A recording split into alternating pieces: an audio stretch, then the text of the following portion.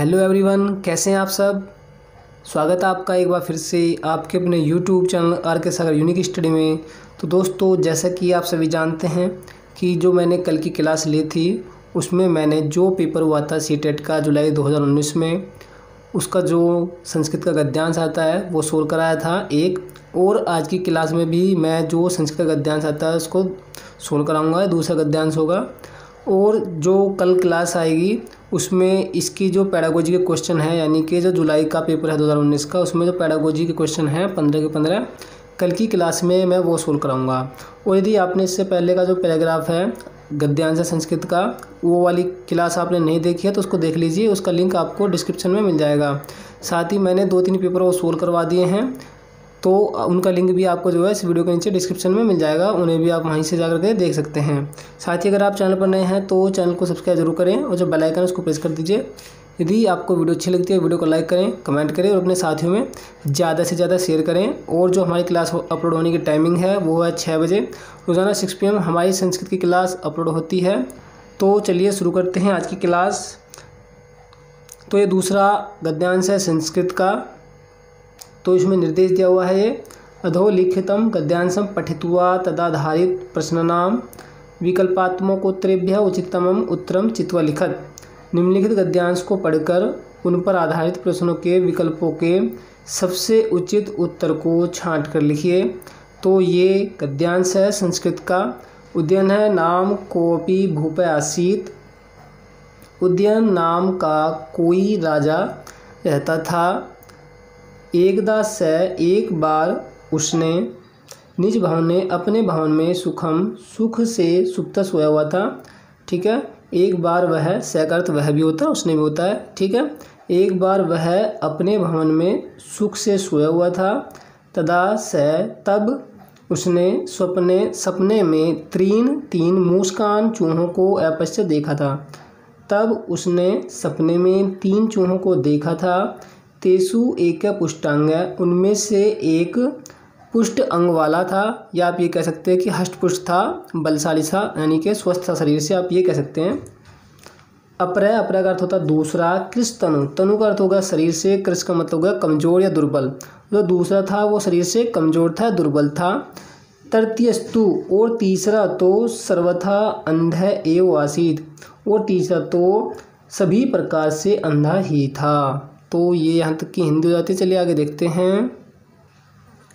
प्रातः प्रतिबुध्य उद्यन विख्यातम शकुनज्ञम आहूय तम अपृच्छत। सवेरे नींद से उठकर उद्यन ने प्रसिद्ध, विख्यातम का अर्थ होता है प्रसिद्ध, शकुनज्ञ को बुलाकर, शकुनज्ञ का अर्थ होता है जो सपने का जो बताते हैं उन्हें कहते हैं शकुनज्ञ, जो भी सपने का जानते हैं उन्हें कहते हैं शकुनज्ञ। शकुनज्ञ को बुलाकर तम अपृच्छत, उससे पूछा, भद्र अद्य प्रत्यु से, आज जो है उषा काल में, उषा काल का अर्थ होता है जो सवेरे का 4 बजे का जो समय होता है उसे उषा काल कहते हैं। आज सवेरे उषा काल में मया एक सपना दृष्टा, मैंने एक सपना देखा। अहम 3 मूषकान अपश्यम, मैंने 3 चूहों को देखा। तेसु, उनमें एक पुष्टांग, एक अंग से पुष्ट था या शक्तिशाली था। अपरह कृस्तनु, और जो दूसरा था वो शरीर से कमजोर था। तृतीय तु सर्वथा, और जो तीसरा था वह तो सभी प्रकार से अंधा एव आसीत, अंधा ही था।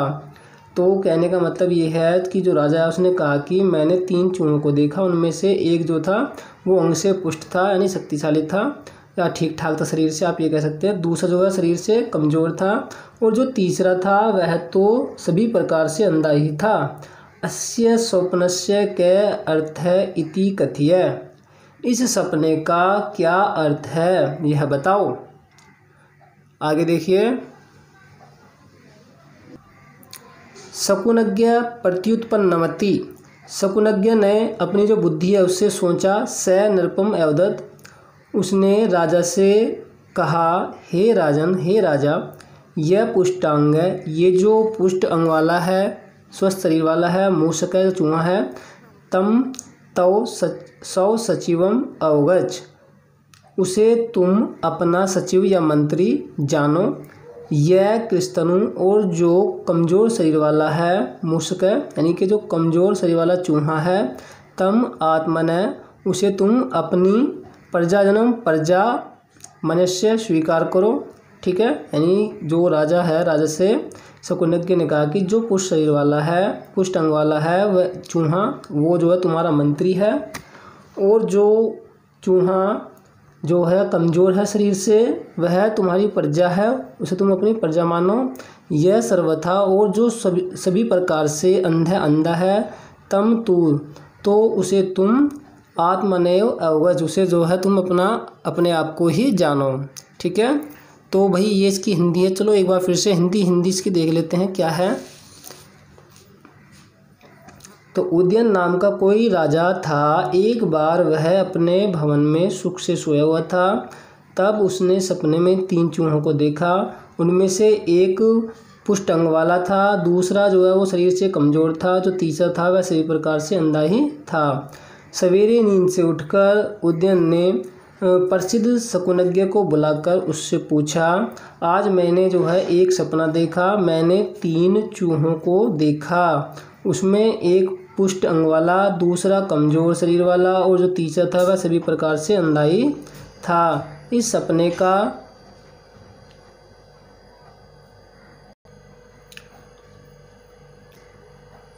का क्या अर्थ है यह बताओ।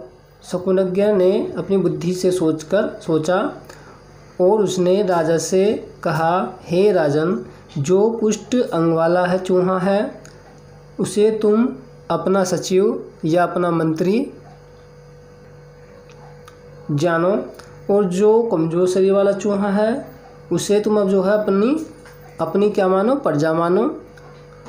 ठीक है, और जो सभी प्रकार से अंधा है चूहा उसे तुम जो है अपने आप को ही जानो, कि जो तुम जो हो, यानी कि जो शकुनज्ञ उसने ये कहा कि तुम क्या करते हो, तुम जो है प्रजा की देखभाल नहीं करते हो, तुम जो है अंधे की तरह बैठे रहते हो। ठीक है, क्योंकि जो तुम्हारे मंत्री हैं वो खा पी कर जो है हट्टे कट्टे हो गए हैं, और तुम जो है अंधे की तरह बैठे रहते हो, और जो तुम्हारी प्रजा है वो जो है बिल्कुल जो है दुर्बल हो गई है, कमज़ोर हो गई है।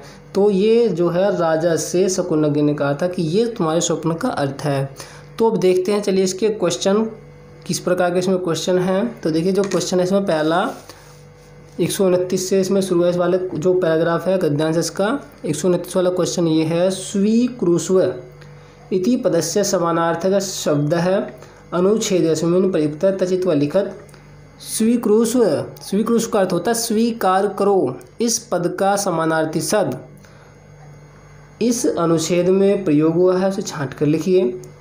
पठतु मन्यस्व नैमन्यस्व धावतु। तो सही आंसर इसमें कौन सा है ये क्वेश्चन में अब आपको बताना है। तो देखिए स्वीकार करो, इसका जो समानार्थी शब्द होता है वो होता है मन्यस्व। ठीक है, मनुष्य स्वीकार करो या मानो। तो जो आंसर है वो होगा सेकंड वाला ऑप्शन। चलो देखते हैं क्वेश्चन नंबर 130 क्वेश्चन में है, भूपस्य नाम की मासीत जो राजा था उसका नाम क्या था। फर्स्ट ऑप्शन है कपोत यानी कबूतर, सेकंड है चतुर है, थर्ड है उद्यन है, और लास्ट है जाबाली। तो राजा का नाम क्या था, जो राजा का नाम था वो था उद्यन। तो पैराग्राफ में देखते हैं कि ये क्वेश्चन का आंसर है कहाँ पर।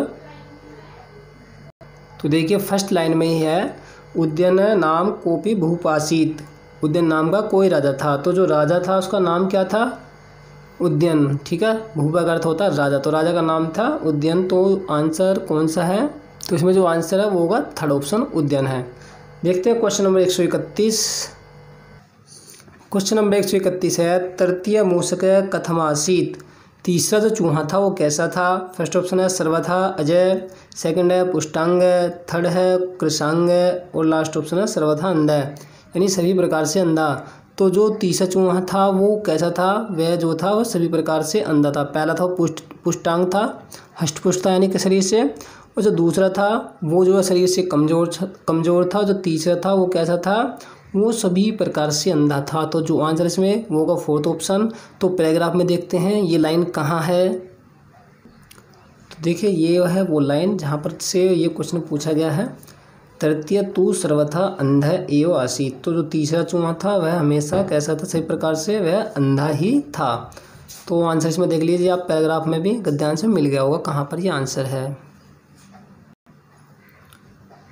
तो इसमें आंसर होगा फोर्थ वाला ऑप्शन। जो तीसरा चूहा था वो कैसा था, वह सही प्रकार से अंधा था। तो आंसर होगा fourth option. Question number 132 question में है शकुनम जानति इत्यस्य कृते कै शब्द भवति। तो क्वेश्चन में पूछा गया है जो शकुन को जानता है, जो सपने का जो अर्थ है उसको जानता है, इसके लिए इसमें कौन सा शब्द होता है। फर्स्ट ऑप्शन है मित्रज्ञ, सेकंड है शकुनज्ञ, थर्ड है मंत्रज्ञ, लास्ट ऑप्शन है रोगज्ञ। ठीक, तो जो सपने का अर्थ जानता है, जो सपने के बारे में जानता है, सपने को जो बताता है, उसे क्या कहते हैं, उसे कहते हैं शकुनज्ञ। ठीक है, जो सपने का अर्थ जानता है उसे कहेंगे शकुनज्ञ। तो आंसर होगा सेकंड ऑप्शन। क्वेश्चन नंबर 133 है सर्व प्रकारेण इत्यस्य कृते कै शब्द अनुच्छेद प्रयुक्त तचित्व लिखत। सभी प्रकार से इसके लिए कौन सा शब्द अनुच्छेद में प्रयोग हुआ है तो छांट कर लिखिए।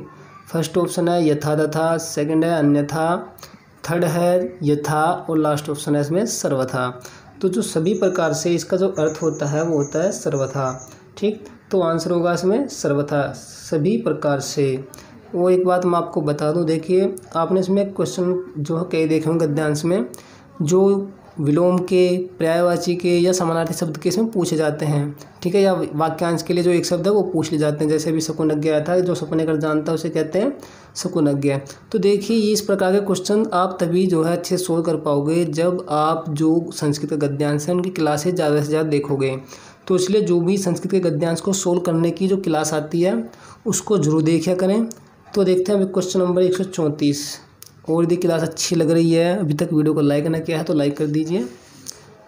134 क्वेश्चन है जानीहि इत्यस्य पदस्य कृते कै शब्द है अनुच्छेद अस्मिन् प्रयुक्त तल्लिखत। तो कह रहा है कि जानो, जानी का अर्थ होता है जानो, या हाँ ठीक है जानो ही होगा। इस पद के लिए कौन सा शब्द इस अनुच्छेद में प्रयोग हुआ है इसे छांट कर लिखिए। फर्स्ट ऑप्शन है अनुधाव, सेकंड है अवगछ, थर्ड है अनुगछ और लास्ट ऑप्शन है अनुचर। तो देखिए जानी का जो पर्याय होगा वो होगा अवगछ। तो आंसर होगा सेकंड ऑप्शन। तो जानी इस पद के लिए शब्द, इस शब्द के लिए जो है, इस पद के लिए जो शब्द प्रयोग हुआ अनुच्छेद में वो है अवगछ। ठीक है, तो दोनों का अर्थ क्या होता है, जानो। अब देखते हैं क्वेश्चन नंबर 135 जो कि इसका जो है अंतिम क्वेश्चन है। इसके बाद जो है संस्कृत पैडागोजी शुरू हो जाती है। जो संस्कृत की पैडागोजी है इसकी क्लास मैं कल की जो वीडियो है उसमें कराऊंगा, तो सभी देख लीजिए जो इससे नेक्स्ट क्लास आएगी उसको भी। तो क्वेश्चन नंबर 135 है अल्प ज्ञात है। अल्प का मतलब थोड़ा, ज्ञात जानने वाला, तो थोड़ा जानने वाला है ना। इति पदस्य विलोम शब्द है, इस पद का विलोम शब्द अनुच्छेद अस्मिन् प्रयुक्त है, इस अनुच्छेद में प्रयोग हुआ है। तचित्व लिखत, उसे छांट कर लिखिए। तो अल्प ज्ञात का विलोम क्या होगा। फर्स्ट ऑप्शन है हरि, सेकंड है विख्यात है, थर्ड है नैख्यात है और लास्ट है अज्ञात है। तो देखिए अल्प ज्ञात का अर्थ होगा थोड़ा जानने वाला और विख्यात का मतलब तो जो ज़्यादा जानता हो। ठीक है, तो आंसर होगा इसमें सेकंड वाला ऑप्शन विख्यात है। ठीक है, सेकंड ऑप्शन हो जाएगा। तो ये 135 तक जो क्वेश्चन है ये संस्कृत का जो गद्यांश आता है उसको सोल्व करने के लिए उससे संबंधित थे। तो एक क्लास मैंने इससे पहले करा दी, अब दूसरी क्लास मैंने आज करा दी है इस वीडियो में। अब बचे हैं इसके 15 क्वेश्चन पैडागोजी के। 15 जो क्वेश्चन है पैडागोजी के वो मैं नेक्स्ट क्लास में कराऊंगा, कल वाली क्लास में। और इसके बाद जो मैं व्याकरण करा रहा था संस्कृत व्याकरण, उसमें मैंने धातु रूप पढ़ाए थे जिसमें मैंने 3 लकार पढ़ा दिए हैं, लट लकार, लंग लकार और लट लकार। यदि आपने उन्हें नहीं देखा है तो उनको जरूर देख लीजिए क्योंकि उनसे काफ़ी आपको जो है हेल्प मिलने वाली है सीटेट के एग्ज़ाम में। साथ ही उनसे कभी कभी सीटेट में क्वेश्चन भी पूछ लिया जाता है जो लकार होते हैं। ठीक है, तो लकार जो है वो संस्कृत की नींव है, तो उनको मिस ना करें। और जितने भी व्याकरण मैं संस्कृत की कराऊंगा वही कराऊंगा जिनसे एग्ज़ाम में क्वेश्चन भी पूछे जाते हैं और जो आपके सीटेट के एग्ज़ाम के लिए उपयोगी भी हों, जो संस्कृत में जो है आपको सिखाने में काफ़ी हेल्प करेंगे। तो मैं अनावश्यक चीज़ें अपने चैनल पर नहीं कराऊंगा क्योंकि मैं जानता हूँ कि जो विद्यार्थी हैं सभी का जो समय है बहुत ही वैल्यूएबल है, कीमती होता है। तो मैं आपका टाइम वेस्ट नहीं करूँगा, सिर्फ जो चीज़ें यूजफुल हैं आपके लिए वही मैं कंटेंट अपने चैनल पर आपको दूंगा। ठीक है, तो आप क्या करें, जो मैंने 3 लकार पढ़ा रखे हैं, जिन्होंने वो क्लास नहीं देखी उन्हें देख लीजिए, उनका लिंक मैं आपको डिस्क्रिप्शन में दे दूँगा। जो 3 मैंने लकार पढ़ाए हैं, क्लास है उनकी, जो उसे देख लीजिए। और उसके बाद परसों मैं जो लकार हैं उसके जो 2 लकार बचे हैं उन्हें कराऊंगा, और लगभग जो है ये मान लीजिए उसमें जो भी मोटी मोटी इंपॉर्टेंट बातें हैं सब वो बताऊंगा कि लकार होता क्या है, इनका अर्थ कैसे निकालते हैं, सारी चीज़ें मैं जो है आपको जो नॉलेज है वो उस वाली नेक्स्ट वीडियो में दूंगा, जो मैं लकार का सेकंड पार्ट बनाऊंगा। तो दोस्तों इसी उम्मीद के साथ आपसे इजाज़त चाहता हूँ कि मिलते हैं एक और नई वीडियो के साथ। तब तक के लिए नमस्कार, जय हिंद, जय भारत। पढ़ते रहिए और अपना ख्याल रखिए।